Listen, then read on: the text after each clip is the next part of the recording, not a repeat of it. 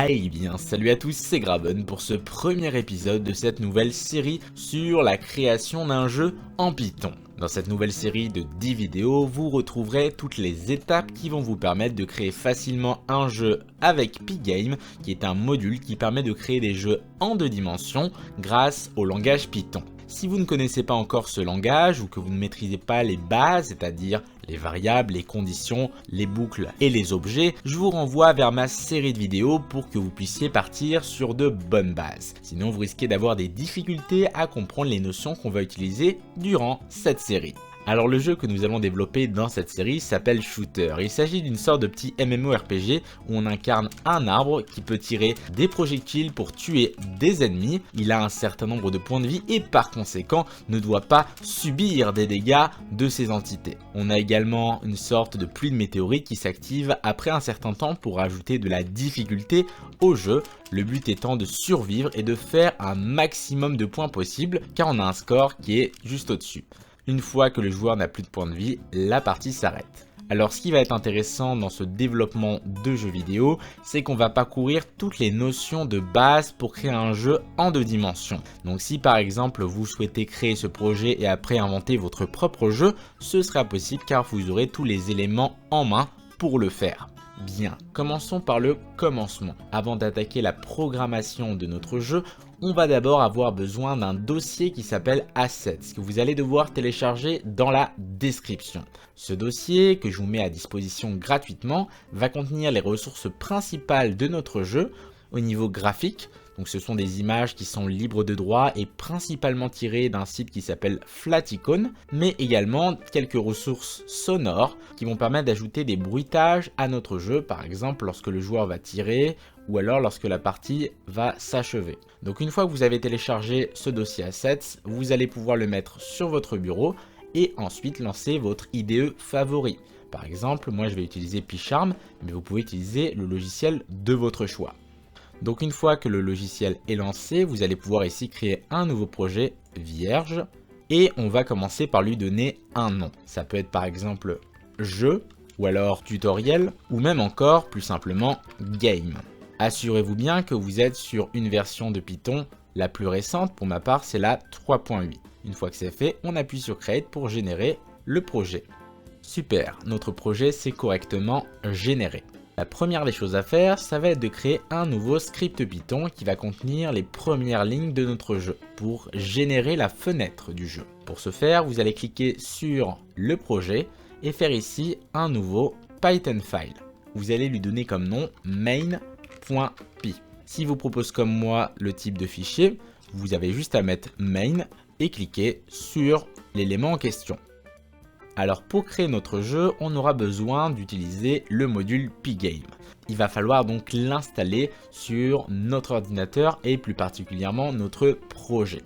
Donc pour l'installer, vous avez plusieurs techniques. Soit vous passez par le terminal, c'est-à-dire la console du projet, et vous tapez la commande suivante, pip espace install espace Pygame et vous faites entrer, soit alors on peut faire encore autre chose, il vous suffit de vous rendre sur l'onglet File, d'aller dans les paramètres du projet, donc Settings, et de taper dans la barre de recherche PIP.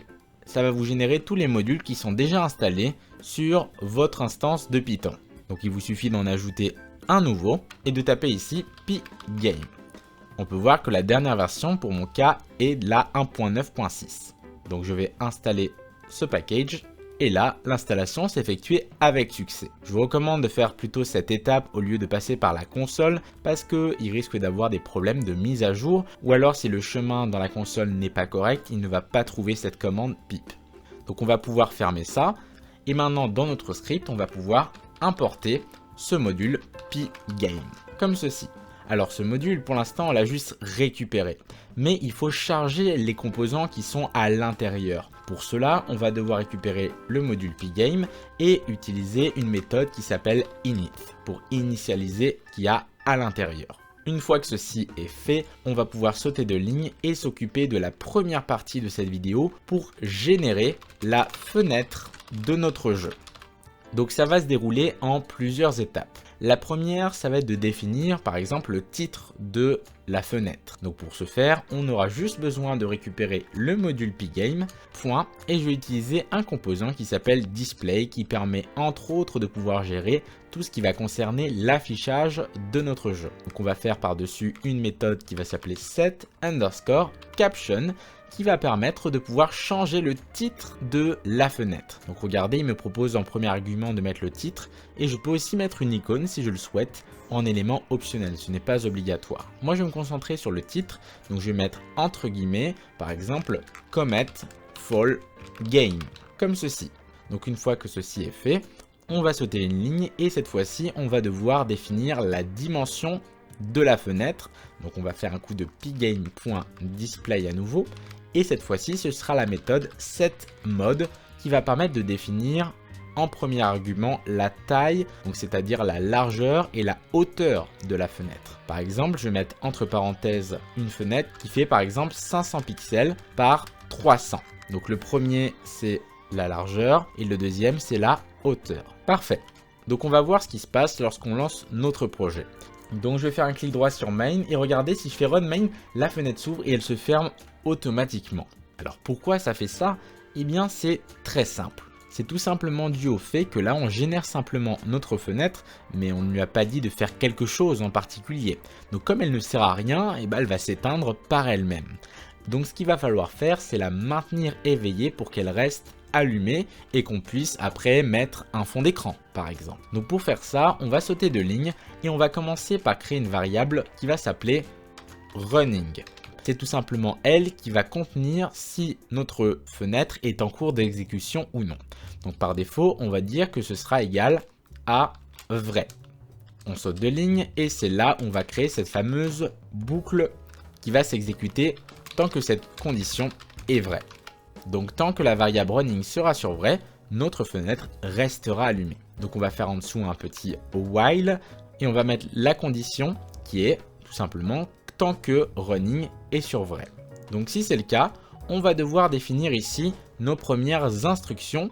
Donc ce qu'on vient de faire ici, c'est ce qu'on appelle la boucle du jeu. C'est tout simplement une tâche qui va se répéter tant que le jeu est actif et qui va permettre non seulement de pouvoir mettre à jour les personnages qui vont se déplacer, parce que si on ne met pas à jour, ils vont rester bloqués sur place, mais également de faire tout un tas de vérifications, de pouvoir vérifier par exemple si le jeu est fini, etc. etc. Donc là, pour l'instant, ce qu'on va simplement vérifier, c'est une condition de sortie. On va vérifier si le joueur ferme cette fenêtre. Donc vous allez sauter une ligne et on va devoir récupérer tous les événements qui sont en train d'être effectués par notre utilisateur, notre joueur. Donc pour faire ça, on va récupérer dans le module Pgame un composant qui s'appelle event et on va faire un point get. Donc ça, si on fait un contrôle et qu'on clique sur Get, on peut voir que ça nous retourne ici une liste d'événements. Donc on va devoir boucler sur cette liste et pour chaque événement qui sont activés par ce joueur, on va pouvoir faire certaines choses. Par exemple, si on a un événement déplacement avec une touche, on va pouvoir déplacer le joueur à droite par exemple. Ce qu'on verra dans la deuxième vidéo avec le déplacement du joueur. Donc vous allez pouvoir revenir sur votre code et du coup on va devoir faire une boucle for each pour tous les composants à l'intérieur. Donc on va faire for, je vais appeler chaque composant event puisque ce sont des événements et je vais dire depuis cette liste d'événements. Super, donc j'entre dans la condition et là pour vérifier que l'événement est fermeture de fenêtre, il va falloir mettre un si event et récupérer le type d'événement, .type. À partir de là, je vais vérifier si c'est égal à pgame.quit, comme ceci. On entre dans la condition et ici, je vais commencer par stopper ma boucle tant que. Donc pour cela, je vais juste changer la valeur de running sur false. Running prend la valeur false. Mais c'est pas suffisant. Il va falloir en plus dire à Pgame de quitter l'application de notre jeu. Et à partir de là, ça va vraiment faire une fermeture du jeu. Si par exemple vous souhaitez voir visuellement ce que ça fait en console, vous pouvez très bien rajouter un petit print en mettant fermeture du jeu, comme ceci. On essaye, je vais relancer le script Python et on peut voir que notre fenêtre s'est correctement allumée et elle reste éveillée. Super. Alors bien évidemment, comme on l'a vu dans la démonstration au début de cette vidéo, la fenêtre est un petit peu plus grande. Donc ce que je vais vous demander de faire, c'est changer la valeur de la largeur de la fenêtre. Donc à la place de 500, on va mettre 1080 pixels et on va changer également la hauteur en mettant 720. Si je relance le script, on peut voir que ça fonctionne parfaitement. On a désormais une fenêtre qui fait 1080 par 720. À partir de maintenant, on a fini avec la première partie de cette vidéo. On va pouvoir attaquer la deuxième pour ajouter l'arrière-plan, le fond d'écran de notre jeu. Pour faire ça, on aura besoin des assets que je vous ai fait télécharger en début de vidéo. Vous allez faire un clic droit sur Game, on va descendre un petit peu et faire ici Show in Explorer. On va se rendre dans le dossier Game, dans lequel on a notre projet. Et on va venir glisser ce fameux dossier Assets à l'intérieur. Donc là, si je vais dedans, on peut voir que j'ai tout ce qu'il faut. Donc je vais fermer ceci et retourner sur PyCharm. Donc on va créer une variable qui va s'appeler par exemple background. Et ce sera égal à mon module pygame, point, le composant qui s'appelle image et utiliser par-dessus une méthode load qui va permettre de charger une image à un chemin spécifique. Donc je vais mettre entre parenthèses et entre apostrophes le chemin. Donc tout d'abord par rapport à ce dossier main, c'est dans le dossier assets. Donc je vais mettre ici assets slash pour entrer à l'intérieur et il s'appelle bg.jpg. Donc je mets ici ce nom de fichier. Super. Donc pour l'instant, on a juste importé l'image, mais il va falloir bien évidemment l'appliquer sur la fenêtre qu'on a générée juste au-dessus. Donc première étape, le setMode qu'on a fait juste ici, eh bien il génère d'une part la fenêtre, mais du coup il va renvoyer ce qu'on appelle une surface. Donc c'est grâce à lui que je vais pouvoir dessiner sur ma fenêtre. Donc pour le récupérer, il faut simplement que je récupère ça sous forme d'une variable qui va s'appeler par exemple screen et que je dis que ce soit égal à cette méthode. Étant donné que le setMode que j'ai ici renvoie une surface, ça va tout simplement me permettre de la récupérer. À partir de maintenant, j'ai mon arrière-plan, j'ai ma surface, j'ai juste à dessiner sur cette surface cet arrière-plan. Donc je vais me rendre dans la boucle tant que qui va s'occuper à ce niveau-là d'appliquer l'arrière-plan de notre jeu. Donc on va sauter une ligne et faire ici notre surface, point.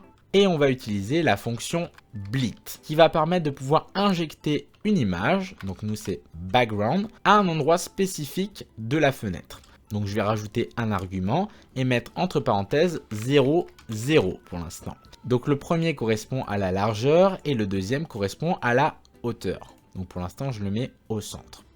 Une fois que j'ai appliqué cette image, je vais devoir mettre à jour notre écran. Donc ici c'est ce qu'on va faire. On va tout simplement récupérer pygame et le composant de tout à l'heure qui s'appelle display pour avoir accès à une fonction qui s'appelle flip qui va permettre de mettre à jour la fenêtre. Donc ce qu'il faut retenir, c'est que pour générer une image, ça se déroule en 3 étapes. D'abord, on charge l'image depuis les assets. Ensuite, on va venir injecter l'image sur l'écran et enfin, on met à jour cet écran. On essaye, je stoppe le jeu et je le relance. Et on peut voir que mon arrière-plan s'est bien appliqué sur la surface, donc ça fonctionne parfaitement.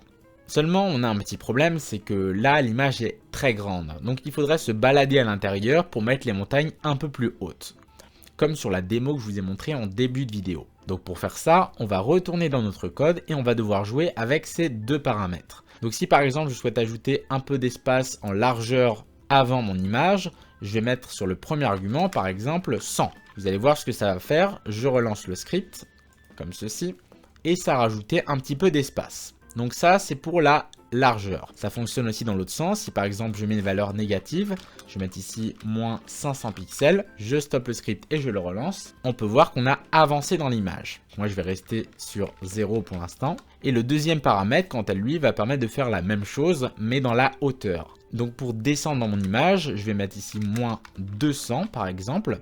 Et j'ai désormais le résultat attendu. Parfait.